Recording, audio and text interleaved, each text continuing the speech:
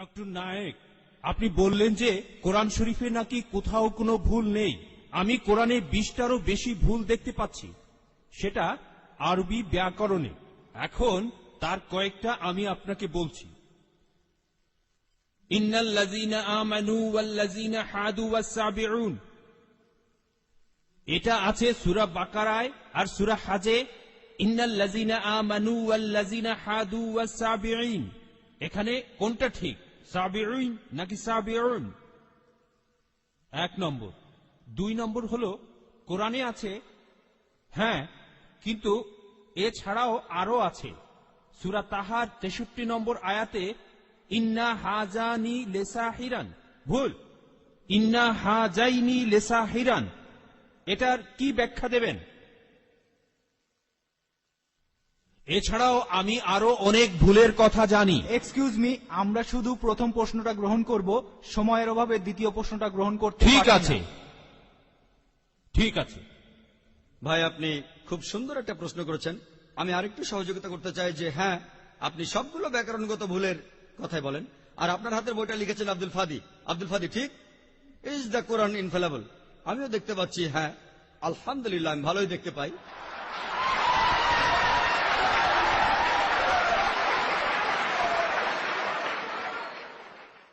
আমি এই 20টা ভুলের সবগুলোর উত্তর দেব, কারণ আমি বইটা পড়েছি। আমি সবগুলোর উত্তর দেবো ইনশাল্লাহ, ইনশাল্লাহ। 1 নম্বর পয়েন্ট ভাই, 1 নম্বর পয়েন্ট, এখানে 1 নম্বর পয়েন্ট হলো যে আরবির সব ব্যাকরণ এসেছে কোরআন থেকে। কোরআন হলো সর্বোচ্চ আরবি বই, যে বইটাতে সবচেয়ে উঁচু মানের সাহিত্য আছে।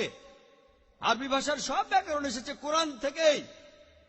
কোরআন হলো ব্যাকরণের মূল গ্রন্থ, আর কোরআন যেহেতু ব্যাকরণের মূল গ্রন্থ এবং সব ব্যাকরণে এসেছে কোরআন থেকে, কোরআনে কোনো ভুল থাকতে পারে না। 1 নম্বর পয়েন্ট। 2 নম্বর পয়েন্ট, 2 নম্বর পয়েন্ট, 2 নম্বর পয়েন্ট। ব্যাপারটা এরকম যে আপনি একটা রুলার নিলেন, আর সেই রুলারের গায়ে দাগ কাটা আছে, তারপর বললেন যে মাপটা ভুল হয়েছে। এটা বেশ অযৌক্তিক। 2 নম্বর পয়েন্ট, আরবে বিভিন্ন আলাদা আলাদা গোত্রে, আপনি যদি আরবি জানেন, আর ডক্টর উইলিয়াম ক্যাম্বেল আমার সাথে একমত হবেন যে আরবের গোত্রগুলোর মধ্যে ব্যাকরণ মাঝে মধ্যে বদলে যায়। কিছু কিছু আরবীয় গোত্রে যে শব্দটা স্ত্রীবাচক, অন্য আরেক গোত্রে সেটাই পুরুষবাচক। একই শব্দ, তবে গোত্রভেদে ব্যাকরণ বদল হতে থাকে, এমনকি শব্দের লিঙ্গ বদলে যায়। তাহলে আপনি কি কোরআনকে সবগুলো ব্যাকরণ দিয়ে পরীক্ষা করবেন? না। আর এছাড়াও কোরআনের ভাষা এত উঁচু মানের, এতই উঁচু মানের, এর কাছাকাছি কোনো সাহিত্য নেই। আর কোরআনের বিরুদ্ধে অনেক বই আছে, ইন্টারনেটে গেলে দেখবেন 12টা ব্যাকরণের ভুল, 21টা ব্যাকরণের ভুল, আব্দুল ফাদি 20টা ব্যাকরণের ভুল। আপনাদের কি ধারণা খ্রিস্টানরা এই ভুলগুলো বের করেছে? কারাই ভুল বের করেছে? জানেন কারা করেছে? মুসলমানরাই। মুসলমান পণ্ডিতরা, যেমন জামকশারি, তারা এটা করেছেন। কোরআনের ব্যাকরণ এত উঁচু মানের যে কোরআনের ভাষা মাঝে মধ্যে প্রচলিত আরবির বিরুদ্ধে যায়। কোরআনের ব্যাকরণ এত উঁচু মানের, কোরআনের ব্যাকরণ এতই উঁচু মানের, এজন্য তারা উদাহরণ দিয়েছে। আমিও কয়েকটা উদাহরণ দেব, এতে আপনারা সবগুলো উত্তর পেয়ে যাবেন। তারা উদাহরণ দিয়েছে যে কোরআনে লেখা আছে লূত আলাইহিসসালামের গোত্রের লোকজন, তারা সকল নবীকে ত্যাগ করেছে। বলা আছে সব নবীকে তারা বর্জন করেছে। ডক্টর উইলিয়াম ক্যাম্বেল বললেন যে নূহ নবীর গোত্রের লোকজন, তারা নবীদের ত্যাগ করেছে। আমরা ইতিহাস থেকে জানি যে মাত্র একজন নবীকে তাদের কাছে পাঠানো হয়েছিল। তাহলে এখানেও ব্যাকরণের ভুল আছে। কোরআনে বলা উচিত ছিল একজন নবীর কথা, বহুবচন না। আর আমি একমত, আর আমার আপনার মতো লোকের কাছে মনে হবে এটা ব্যাকরণের ভুল। কিন্তু যদি আপনারা আরবদের লেখা বইগুলো পড়ে থাকেন, কোরআনের আসল সৌন্দর্য কি? সৌন্দর্যটা হলো কোরআনে কেন একজন নবীর কথা না বলে নবীদের কথা বলা হয়েছে। আপনারা জানেন কেন?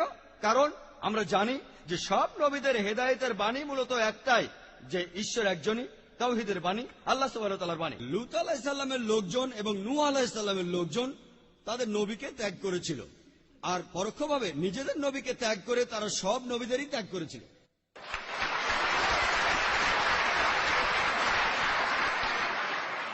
সৌন্দর্যটা দেখেন, ভাষার অলংকার দেখেন, আলহামদুলিল্লাহ।